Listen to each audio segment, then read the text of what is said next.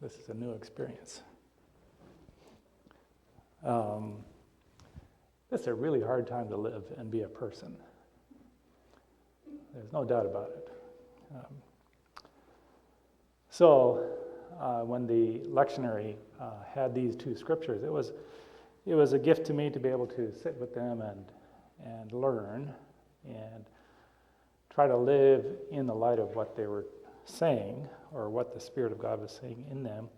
And the one of the things that came out of it for me was this incredible intimacy of God with people, and God with us, God with me. And as soon as I tried to describe intimacy, I got a little bit discouraged, because what the heck is intimacy with God?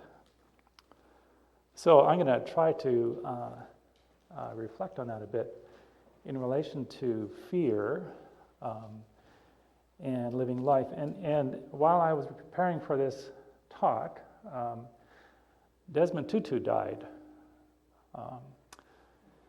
So it was really powerful to read these scriptures in relationship to his story and how he lived.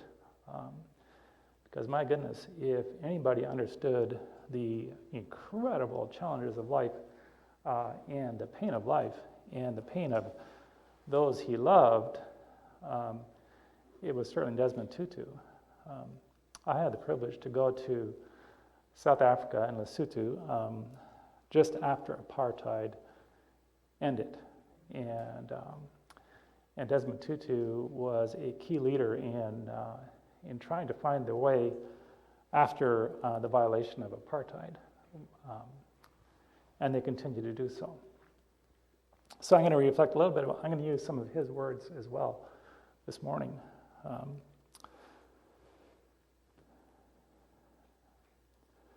So there's two stories. I'll start with the event of Jesus' baptism. When you reflect on intimacy with God, that event of baptism of Jesus was incredible. The people were obviously yearning and going through tough stuff. Like life is bad, and like we're looking for something that can give hope. And we're all going to be baptized, and then John the Baptist says, well, you know what, there's something else that's coming that's going to be pretty cool. Another person. And so then Jesus came and was baptized, and there's this powerful image of, in the event of Jesus' baptism, the Spirit of God, let's say the intimacy of God,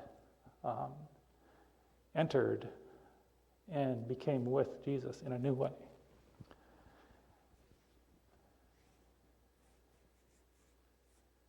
So that is our reality as well. Even when it seems elusive, the very breath of God is in us and gives us each breath that we have every day, even as we sit here. The breath that we have is God's breath, and the breath that Jesus had is God's breath. And the breath of God and the Spirit of God are one. And they go in and out, and they come and go. So Jesus' reality and ours are pretty consistent, that living life in the intimacy of God did not mean that really bad things didn't happen. So that's sort of a given. So the intimacy of God, sort of like what Kristen was saying, doesn't get rid of really hard times. So it is what it is. So what does it mean then, and how do we then live if that is our reality?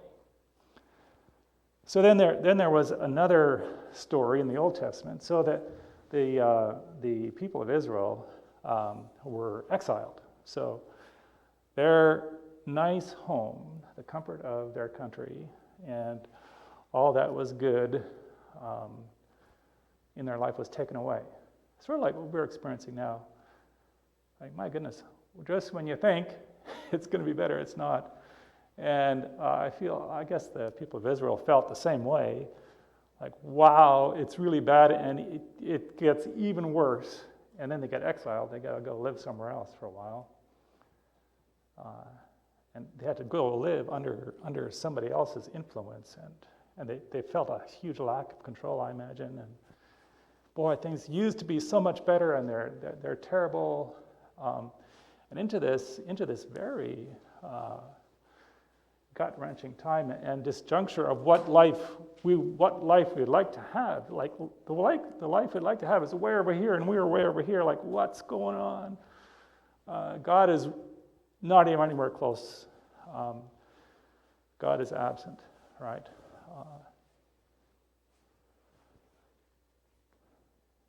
That's how we all feel right now.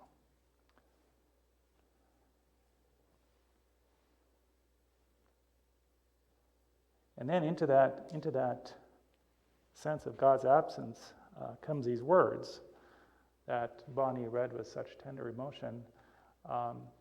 So fear not. Like, life is really bad. I have redeemed you. So I think that the first two words, fear not, we could say that the words that because they're written there, I guess we could say that the fear is recognized.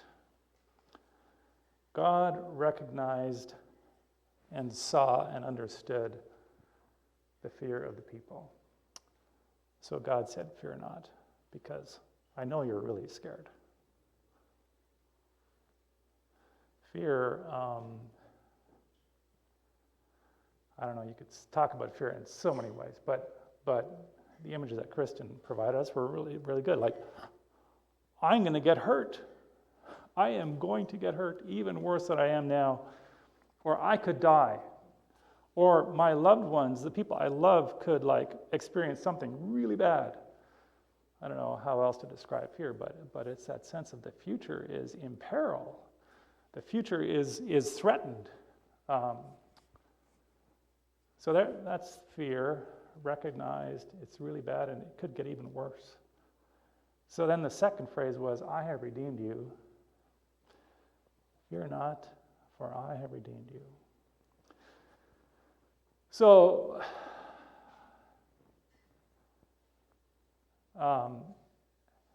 guilt.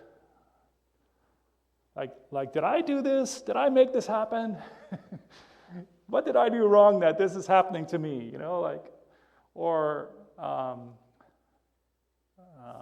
I have done something that I wish I wouldn't have done, or I have been in a way that I would not have, or how I was or how I am is really screwing things up or did screw things up. So here I sit feeling really bad about that. And redemption is, you know what? Again, redemption is, I recognize, God saying, I recognize that, yeah, you know what, it would have been better if you wouldn't have done that. Or God recognizing, yeah, you know what, you got some stuff to work on. It's just true, it's part of being human. So yeah, your feelings or your awareness of this is how I am, or this is what I did and it wasn't that great, those are real. I'm not looking past that. I'm looking right into it. And you know what I'm saying? God is saying, you know what God says is, I have figured out how to look past that and say, you know what, there's future life. I have redeemed you. I want you to know that even though, yes, you got stuff to work on, and you did stuff that maybe you shouldn't have done, but I want you to know there's future for you, and that there's a good future for you. That's what redemption. You could describe that in many different ways, but that's sort of what redemption is. God recognized the fear and says, okay, it's there, it's real, but I want to say, you know what? I'm going to bring a future, so you can look past your fear.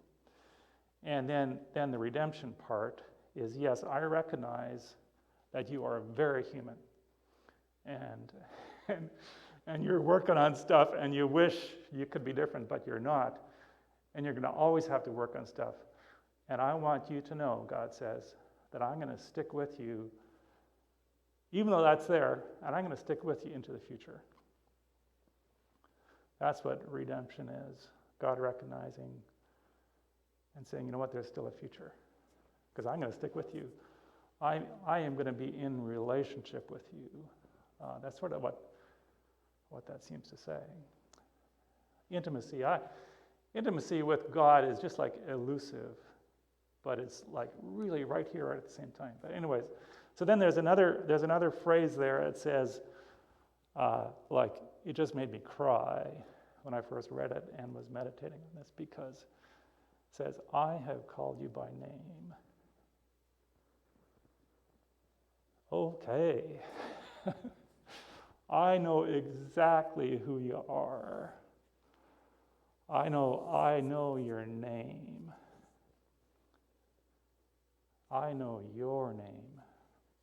Not the other people's names or whatever. I know all their names too, but I also know your name, and I know fully who you are. I know fully who you are. I recognize you. I recognize you. So I recognize your fear, and I say there's going to be a future. I recognize that you're a human being that's always going to have stuff to work on, and are trying to figure out, like, I wish I wouldn't have done that. Well, and there's a future. I recognize, and I recognize. Is that phrase there? And then if you read the scriptures, and it was in all the songs. If you go back and watch the songs, and if you look at the scripture, so much of the scriptures and all of those songs talk about the present and a future. So there's something about intimacy and the future. So Desmond Tutu wrote a book called No Future Without Forgiveness. So intimacy with God. What is so cool is that I haven't met a person that doesn't recognize things like forgiveness or sadness or the desire for connection, or doesn't recognize what kindness is.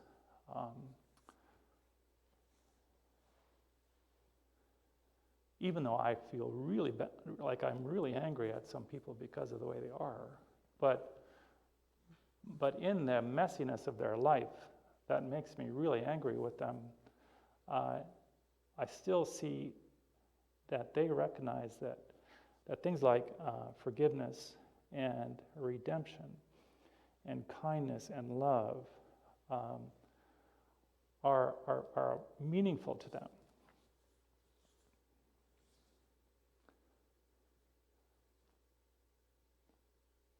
So if we see that intimacy with God is a recognition, fully deep recognition of who we are, in our fear, in our need for redemption, and even calling us by name, and then there's something that comes to us. That there's this interesting part of a walk of faith that has God inviting us to actually participate in God's activity.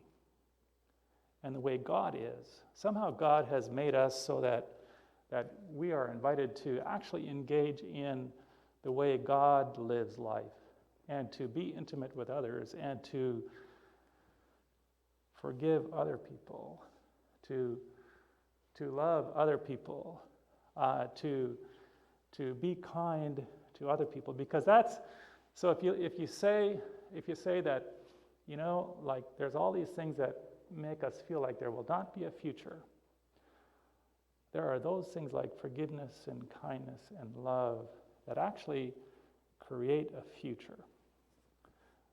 They're real at the moment, they're powerful in the moment, but they also create a future. And not only does God do that, not only does God participate in that intimacy with us in this moment to create a future, but God invites us to actually participate with those around us in a way that creates a future and sees a future for those that we're with.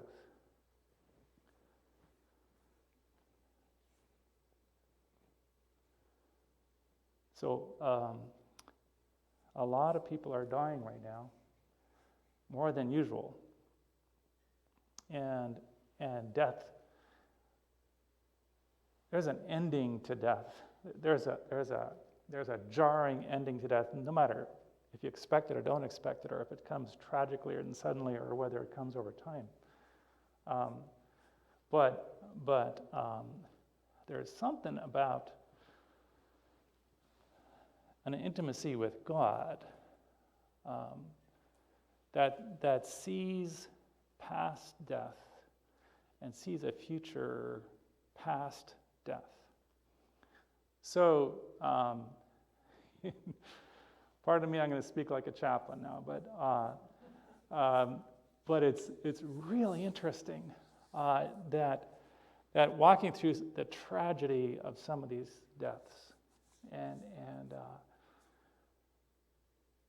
it's very powerful to be with somebody who dies and realize, you know what, the kindness and the love, the yearning, the longing, the redemption of that person makes it so real that there is a ton of life that is immediately happening beyond the death. And we can conjecture what is faith in life and what's heaven and what's afterlife. We don't know really, but what I do know is that the love that we have for our dear ones will never go away. That's the truth. And the love that so that there's some future that love creates. There's future that forgiveness. There's future that kindness creates. And I'd like to say today that that's the intimacy of God. So just the last story is so the book No Future Without Forgiveness is about the process that Desmond Tutu and Nelson Mandela implemented after apartheid. They said, you know what, we have to look our deepest pain and our deepest violation in the eye, and we have to hear these stories from the people who did the worst things, and then we're going to forgive them. Unbelievable. Like, are you crazy? But they did it, and the vision was that so the future that Desmond Tutu understood and Nelson Mandela understood is that, and Kristen alluded to this. She talked about it as facing our fears, and so the most powerful thing that we're invited to do, like.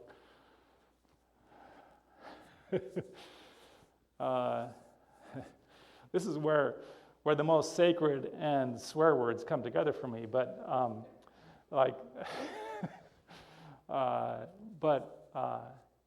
so you, God, you want me to look the worst pain right in the eye and to walk through it? Are you crazy? I'm not doing it. I'm not doing that. I'm not going to walk right towards the worst pain that I've ever experienced or that my dear loved ones have experienced. I'm not doing that. And then you realize, well, you know what? It's crazy. But you know what? If you look the worst in the eye, in the intimacy of God, and you walk right toward it with those things that God brings in the intimacy of God, there's actually a future if you walk right through that worst.